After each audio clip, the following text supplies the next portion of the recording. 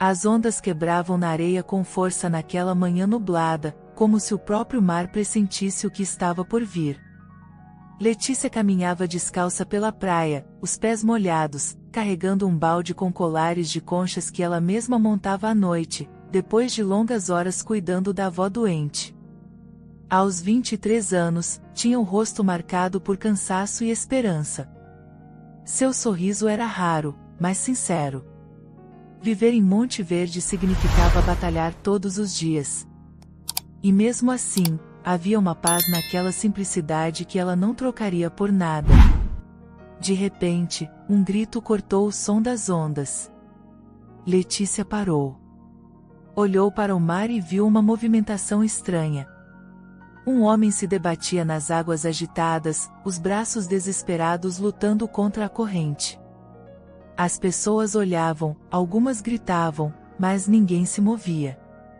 Sem pensar duas vezes, Letícia largou o balde na areia e correu, o coração acelerado. O mar parecia puxá-lo para o fundo como um monstro faminto. Foi um momento chocante, um impulso de coragem inexplicável. Ela mergulhou. A água gelada cortou sua pele como navalha. Lutando contra as ondas, Letícia alcançou o corpo dele já quase sem forças. Era pesado. Cada segundo parecia uma eternidade. O desespero era profundo, e a dor em seus braços não a impediu de continuar puxando-o até a arrebentação, onde o salva-vidas Gabriel finalmente chegou para ajudá-la. Quando ambos conseguiram arrastá-lo até a areia, ele estava desacordado. Letícia caiu de joelhos, tremendo, com o peito arfando. Nunca tinha sentido algo tão inacreditável. O homem foi levado pela ambulância, e Letícia recusou qualquer entrevista, desaparecendo na multidão. Não queria fama nem aplausos. Apenas havia feito o que seu coração mandou. Voltou para casa com a roupa ensopada, sem saber que aquela atitude transformadora havia sido observada por olhos atentos, e mudaria sua vida para sempre. 2 dias depois, a mesma praia parecia diferente.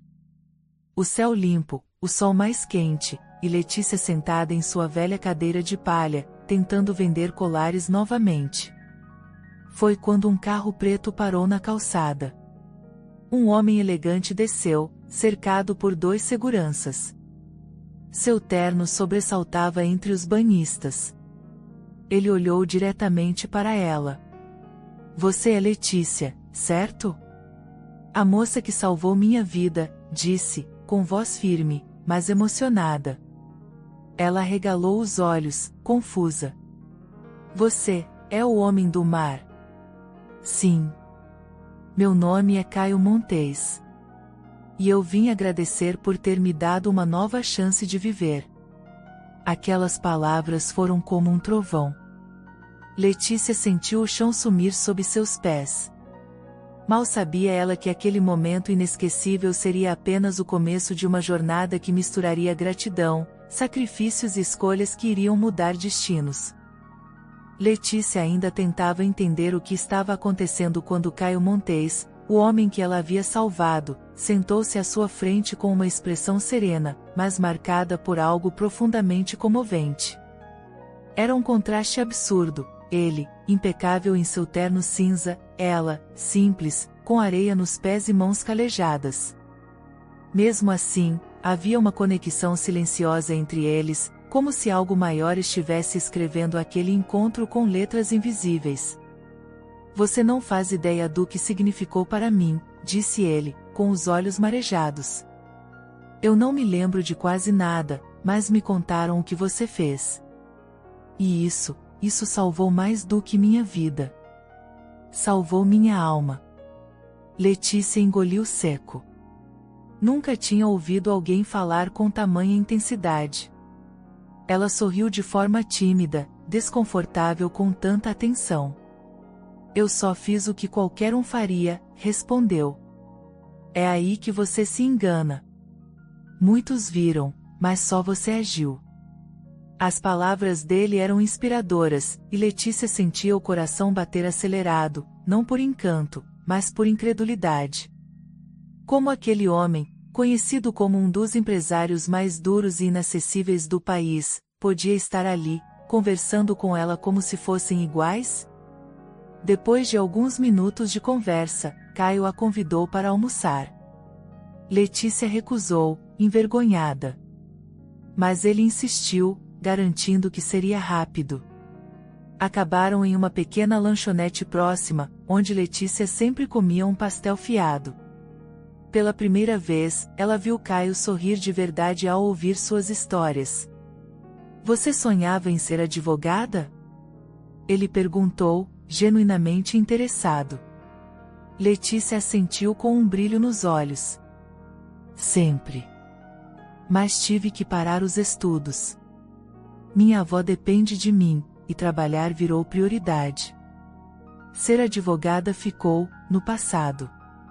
Caio se calou por alguns segundos, pensativo.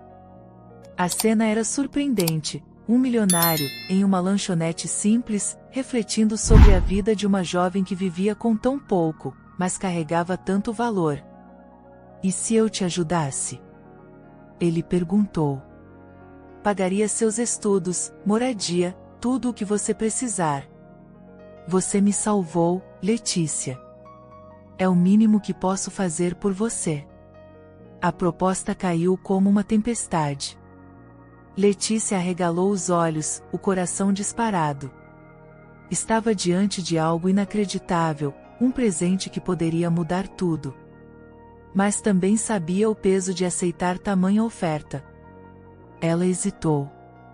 Eu não sei se posso aceitar. Não se trata de caridade, Caio interrompeu, olhando nos olhos dela. É gratidão. E eu preciso retribuir. Letícia voltou para casa em choque. Naquela noite, enquanto cuidava da avó, pensava em tudo. Seu coração pesava de medo e esperança. Mas ao fechar os olhos, ela viu o mar. E nele, uma nova chance surgindo, como uma onda gigante prestes a levá-la para um destino que ela jamais poderia imaginar. Letícia cruzou os portões da Faculdade de Direito de Monte Verde como quem atravessa um portal. O campus era imenso, arborizado, e os prédios modernos contrastavam com sua roupa simples e mochila surrada. O coração batia acelerado, misto de medo e euforia. Jamais imaginou que viveria algo tão transformador. As palavras de Caio ainda ecoavam em sua mente. Você tem mais coragem que muita gente poderosa que conheço. Hospedada na pensão de Dona Marta, uma senhora viúva e acolhedora, Letícia conheceu sua colega de quarto, Ana Júlia. De sorriso simpático e aparência impecável, Ana parecia receptiva no início. Mas com o passar dos dias, Letícia começou a notar sutilmente um brilho estranho em seu olhar. Um julgamento silencioso. Um ar de superioridade. E principalmente, curiosidade demais sobre Caio Montes. Então é verdade que ele te banca? Ana perguntou certa noite, como quem tenta parecer casual. Ele só me deu uma chance, Letícia respondeu, desconfortável. Eu o salvei de um afogamento, ele quis retribuir.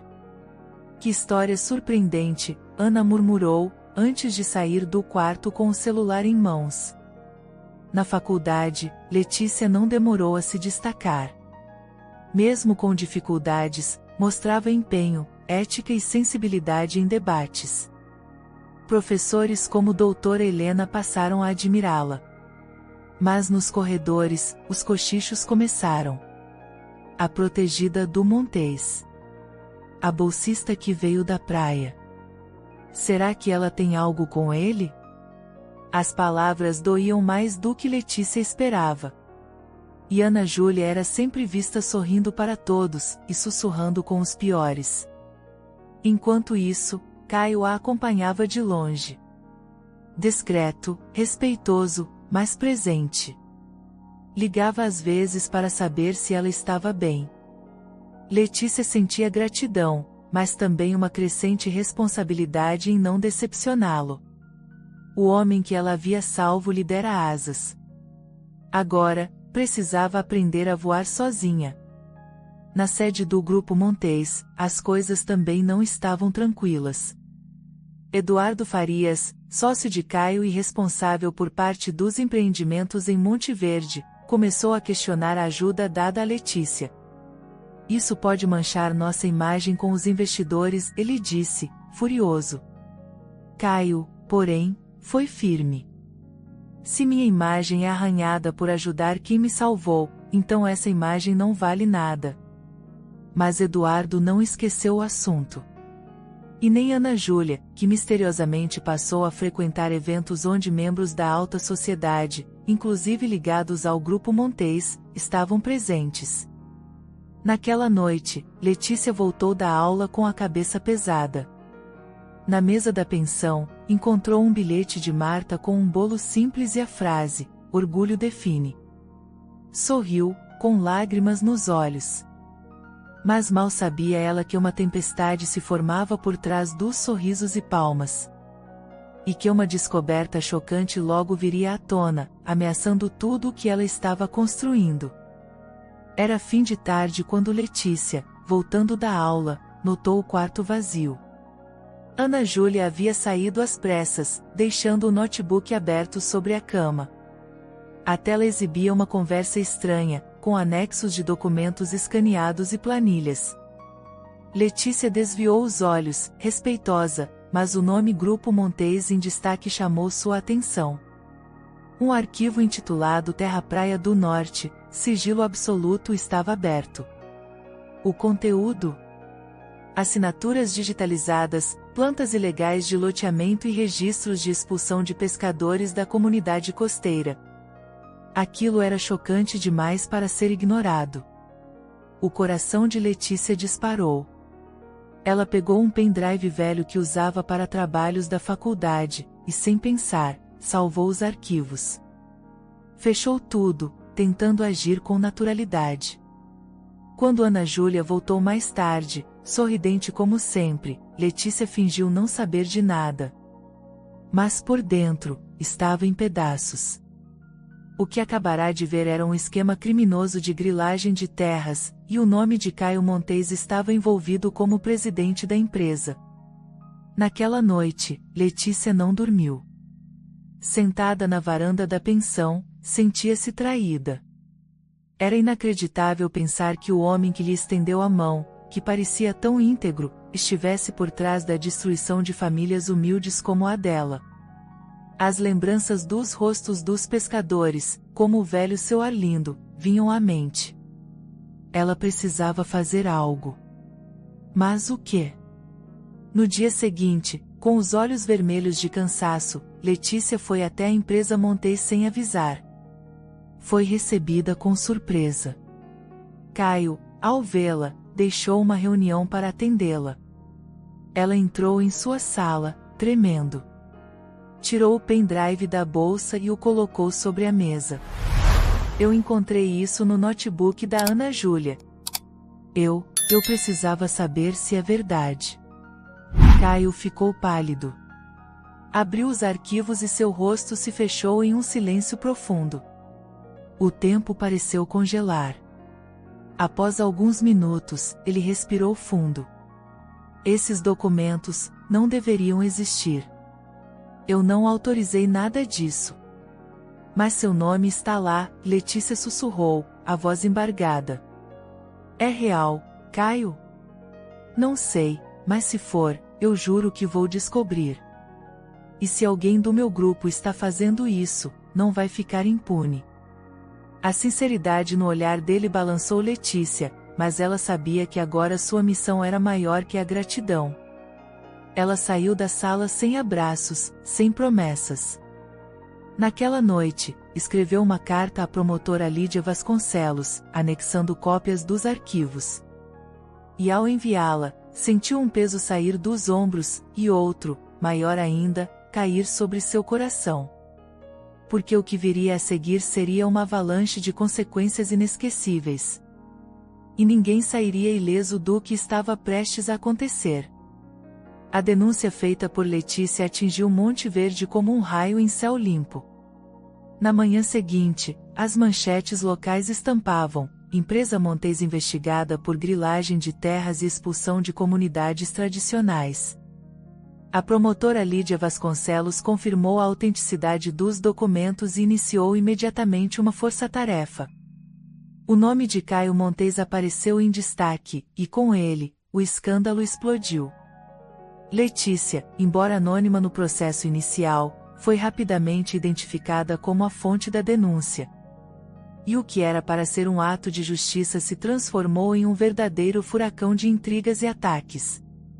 No campus, olhares se tornaram espinhos. Comentários maldosos começaram a circular. Traidora. Mordeu a mão que a alimentou. Ana Júlia sumiu misteriosamente.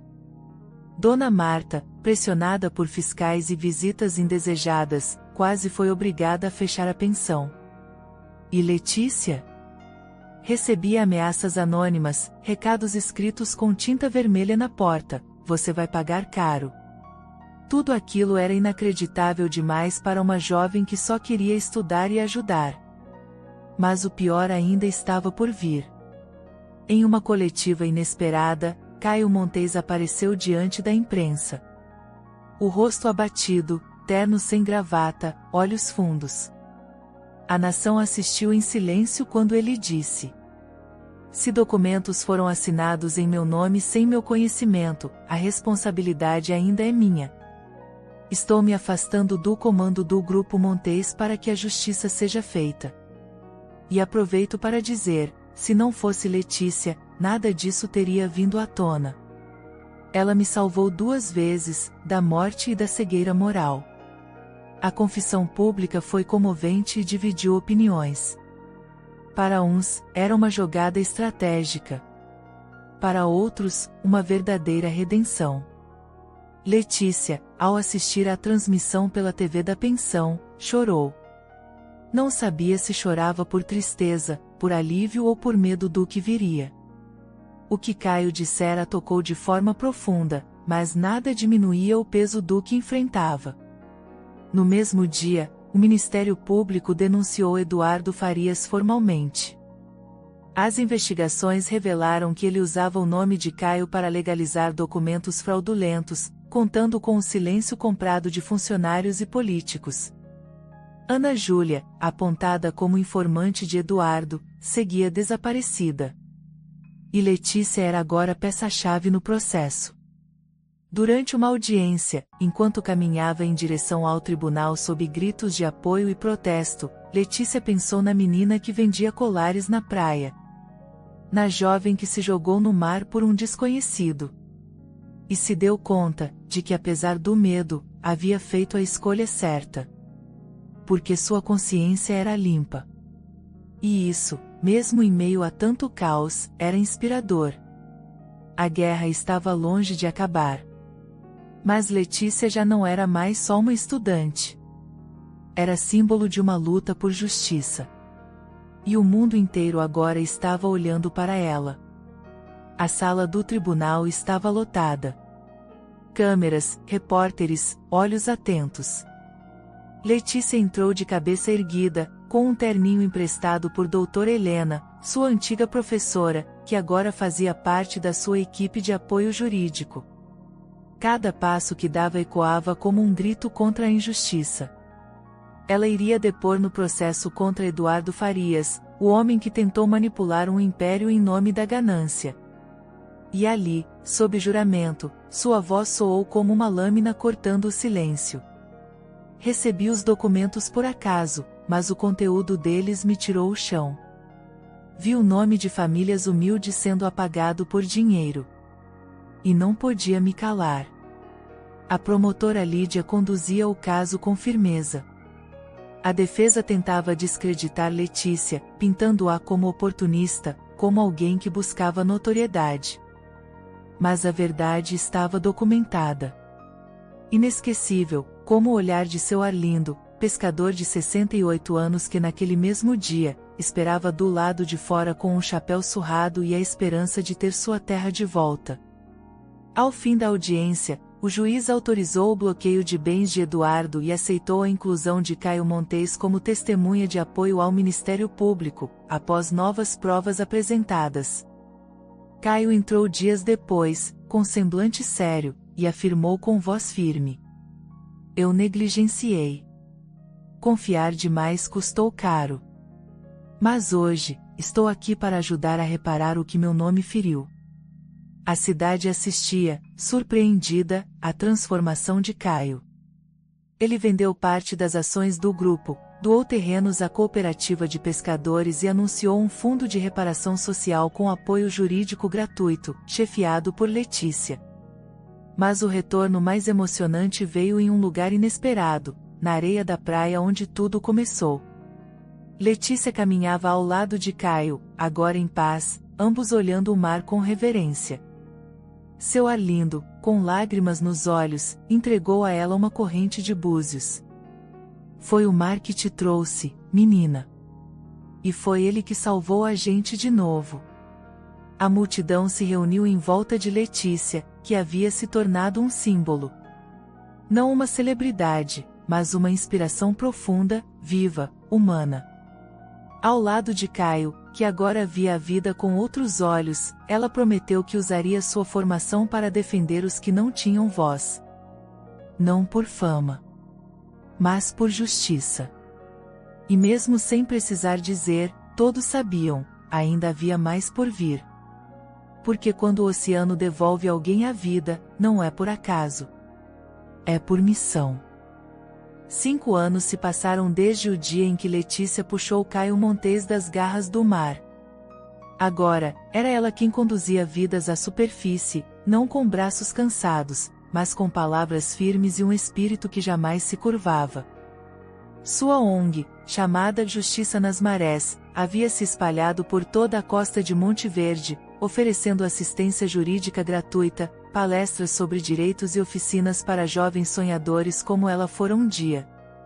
Aquela menina de pés descalços agora usava sapatos sociais. Mas seu coração continuava o mesmo. Na sede da ONG, localizada em um antigo galpão restaurado à beira-mar, uma fila se formava. Entre os atendidos, estava Ícaro, filho de Dona Marta, agora com 18 anos, que havia sido aceito na mesma universidade de direito onde Letícia estudara. Também havia Bianca, filha de seu Arlindo, que sonhava em trabalhar com sustentabilidade. As transformações eram comoventes, mas não apenas pelas conquistas materiais, e sim pela dignidade devolvida a cada um. Letícia caminhava pelo corredor da sede com um buquê nas mãos. Era dia de celebração. Na praia, uma multidão a aguardava sob tendas brancas e bandeiras coloridas. Um palco simples fora montado. E Caio Montes, de camisa branca e calça de linho, a esperava com um sorriso tranquilo.